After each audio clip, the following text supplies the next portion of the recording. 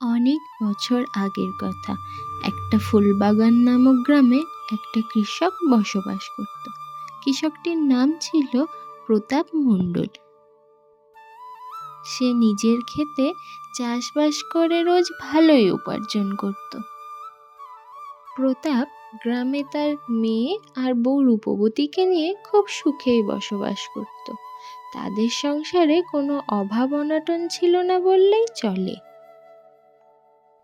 ফুলবাগান গ্রামের সবাই একে অপরের সাথে খুব মিলে মিশে সুখে শান্তিতে জীবনযাপন করত। তাদের মধ্যে কোনো ঝগড়া বিবাদ ঝামেলা কিছু ছিল বলে দেখা যেত না। তারা একে অপরের সুখ দুঃখে সবসময় তাদের একে অপরের পাশে দাঁড়াতো।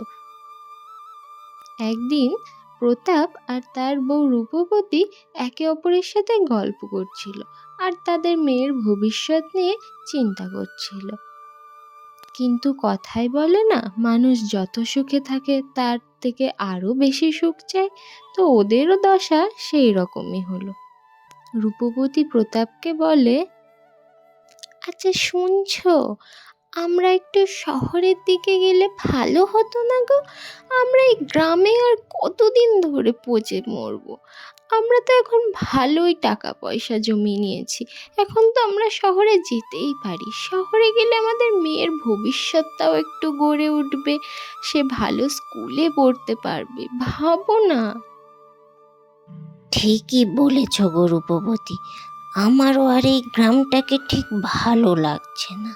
সেই একঘেয়ে জীবন, কোনো আরাম আয়েশ নেই। শহরে গেলে জীবনটা পুরো পাল্টে যাবে। আমার ভাইপোর একটা ফ্ল্যাট আছে শহরে, আমি ভাবছি ওই ফ্ল্যাটে গিয়ে আমরা থাকবো। কদিন পরে ভাইপোর থেকে ওটা কিনেই নেব। তারপর আর কি, যেমন কথা তেমন কাজ, দুজনেই চললো শহরের দিকে মেয়েটাকে নিয়ে। শহরের লোভ বলে কথা, আরাম আয়েশের লোভ। কিন্তু এইসবের মধ্যে বাচ্চা মেয়েটার মনটা খুবই খারাপ ছিল।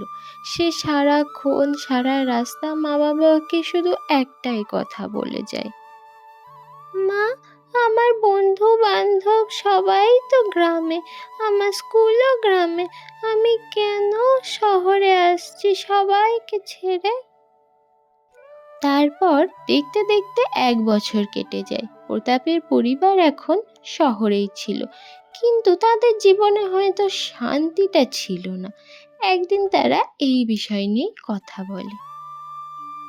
এই শহরের জীবনটা না খুবই জটিল আর ঝামেলার। গ্রামের মতো সহজ সাদা সরল মাটা জীবন এখানকার জীবন না। এখানের মানুষগুলো কেমন ছুটতে থাকে, কাজের সন্ধানে, থাকার সন্ধানে, আবার কেউ বা এমনি এমনি। আমার কেমন একটা লাগে জানো। হ্যাঁ গো, আমারও আর ভালো লাগছে না, সবাই কেমন আলাদা আলাদা থাকে, কেউ মিলেমিশে থাকে না। চলো আমরা আবার গ্রামেই ফিরে যাই, ওটাই আমাদের ভালো ছিল। হ্যাঁ গো, চলো ফুলবাগানে। আরে আস্তে আস্তে, পড়ে যাবি মা, পড়ে যাবি।